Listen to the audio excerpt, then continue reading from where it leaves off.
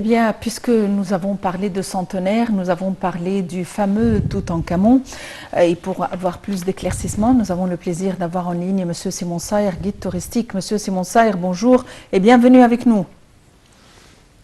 Monsieur Simon Saïr, êtes-vous en ligne?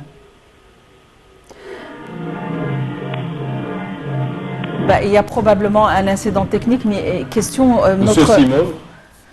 Notre appétit, Samah, a été attisé de par le fait de savoir que le tombeau de Toutankhamon, c'est le seul tombeau découvert intact pour la période du Nouvel Empire, contenant 5398 pièces, et comme tu l'as dit, dans une seule salle. Et tu as parlé aussi du masque qui avait ses particularités. Ce masque est vraiment un puzzle incroyable, incroyable. Et à présent, il me semble, chers téléspectateurs, qu'il nous rejoint par téléphone M. Simon Saïr, qui est guide touristique et expert en tourisme. Bonjour, M. Simon. Bonjour. Alors, cette année, 2022, marque 100 ans quand même, de centenaire de la découverte de la tombe de Toutankhamon, le plus fameux pharaon de l'Égypte ancienne. Alors, premièrement, selon vous, quelles sont les opportunités à saisir au cours de cette année pour je dirais, faire la propagande pour les monuments égyptiens? Alors, cette année, nous, on a deux événements qui sont vraiment remarquables, oui, dont l'Europe va bien leur faire la promotion, et elle a déjà fait son plan, et il a été bien déclaré. C'est qu'aujourd'hui, on a déjà plus que 2000 ans de passion égyptienne en Occident, et on célèbre le bicentenaire du déchiffrement des hiéroglyphes par Jean-François Champollion, wow, et du centenaire de la découverte de la tombe de Toutankhamon. Alors, en France, le musée royal de Marimont se propose de revenir sur l'histoire de cette envoûtante relation avec son exposition qui aura le nom « L'Égypte, éternelle passion ». L'exposition va offrir un aperçu de la fascination égyptienne en Occident, et elle démontre la continuité humaine des idées de l'Antiquité romaine à aujourd'hui en passant par la Renaissance. Il faut savoir que l'Égypte, la terre des pharaons, on va lui présenter ses sculptures, ses travaux, les livres précieux qui ont été présentés de l'Égypte, les jouets de l'époque de l'Égypte ancienne, les coutumes, les bijoux, les papyrus. Vraiment, ça va être un beau chapitre présentant la vie aussi bien multiple des cercueils, l'un des symboles les plus marquants de l'Égypte ancienne. Aussi bien, il faut savoir que l'exposition se tiendra dans les plus belles salles de ce musée, et la Belgique va faire une exposition sur le centenaire de Toutankhamon, et ça c'est très bientôt. Ça va démarrer à Bruxelles le 5 avril. Une extraordinaire exposition serait sur le site Tour et Taxi à l'occasion, et on va présenter toutes les équipes qui ont travaillé à cette époque, tous leurs efforts. L'exposition, ça va être une véritable innovation dans le monde de l'art et de la représentation de l'ancienne Égypte, avec plus que 1000 objets. Des répliques parfaites ont été reproduites pour le grand soin scientifique. Tout a été parfaitement bien catalogué.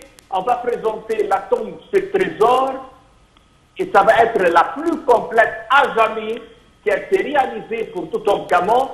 C'est une scénographie spectaculaire qui est riche en trésors historiques présentés au monde entier. On peut dire qu'on va être dans la peau de l'archéologie. C'est une aventure de tous les sens, rien qui a été oublié, et on va se rappeler avec cela, avec toutes les grandes expositions qui ont attiré un nombre fou pour les sites. Alors aujourd'hui, Toutankhamon, sa tombe et ses trésors vont être présentés en Europe, et avec cela, c'est une propagande et une promotion que le monde entier qui y coopère vu l'importance de l'Égypte en tant qu'une passion archéologique.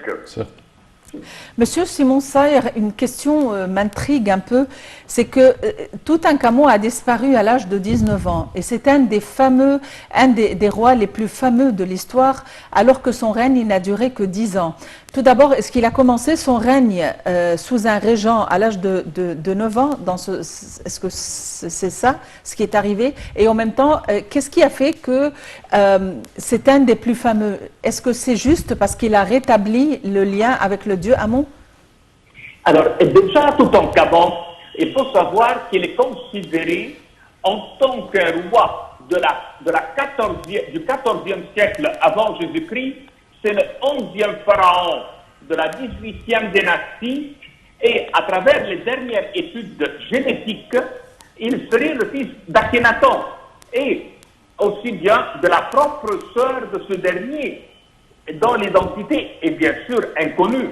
Mais il faut savoir que lui, il a succédé au pouvoir d'une façon très directe à son père et il a été à son trop jeune âge, comme vous l'avez bien dit à l'époque, 9 ans, et oui, et là, dans cette période de trouble, de remise en question des religions, de bouleversement des valeurs traditionnelles, les risques de guerre avec les Hittites, il a régné jusqu'à l'âge de 18 ou 19 ans, comme vous l'avez bien mentionné. Vous savez bien, l'hypothèse pour ces 19 ans, elle a été bien mentionnée par plusieurs spécialistes, comme par exemple M. Marc Gabold, aussi bien que M. Edouard Franck, M. Vance, aussi bien, il l'a bien dit.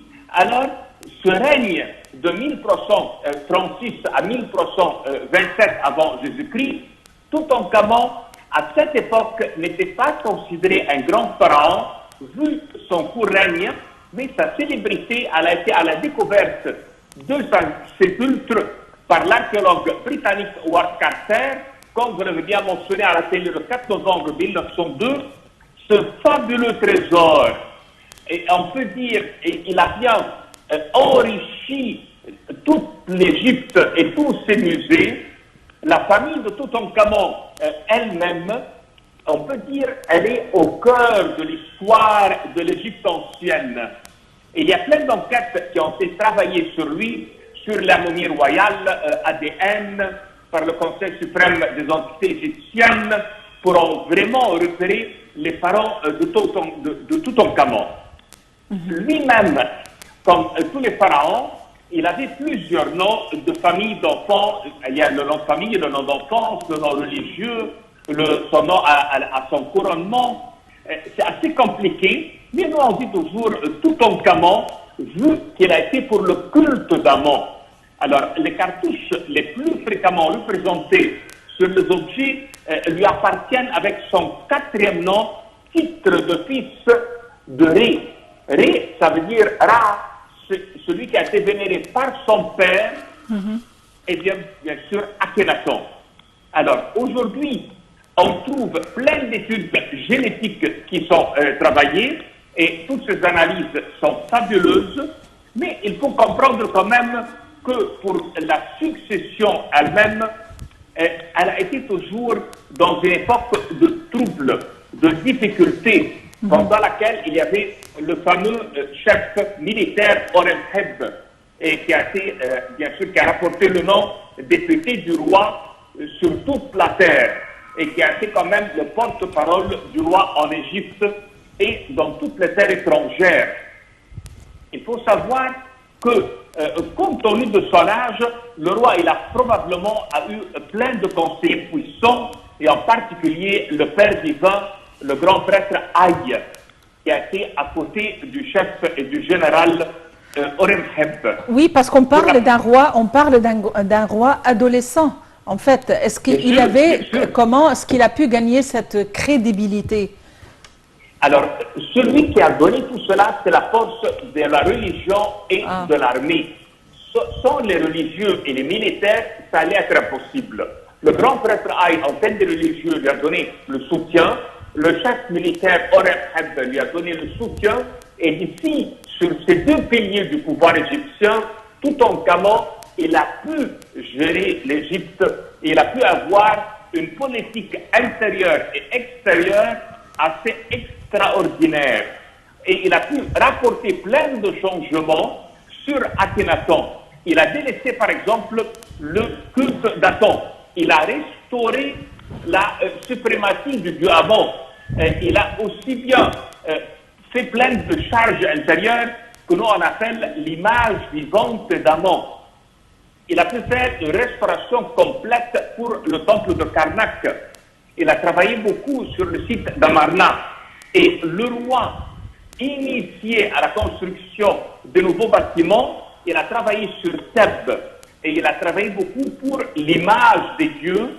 Et les fêtes traditionnelles ont été célébrées de nouveau.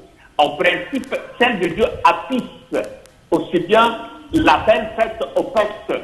Et on trouve une scène de restauration qui indique que les temples des dieux et déesses étaient en ruine. Leurs hauts lieux étaient déserts et envahis de mauvaises herbes. Leurs sanctuaires n'avaient plus d'existence et leurs cours servaient de route. Les dieux ont tourné de dos à ce pays. Et si quelqu'un adresse une prière à un dieu, il n'aura jamais de réponse. Oui. Et cependant, il ne semble pas que le couple royal ait abandonné totalement la religion attonienne, comme en témoigne le trône où l'on peut apercevoir dans un cartouche ciselé sur, on peut dire, un accoudoir, il y a le disque solaire à tendre la croix de vie au pharaon et sa femme. Oui, Monsieur Simon, malheureusement notre temps arrive à bout. Au terme de cette édition, nous tenons à vous remercier de vos explications. Merci à vous. Je répète que vous êtes Monsieur Simon Saïr, guide touristique et expert en tourisme. Merci à vous. Chers téléspectateurs, au terme de cette édition, je tiens à vous remercier d'avoir été des nôtres et je tiens également à remercier ma collègue Maha. Merci Sameh, merci à tous. Excellente journée, excellent week-end et à la prochaine.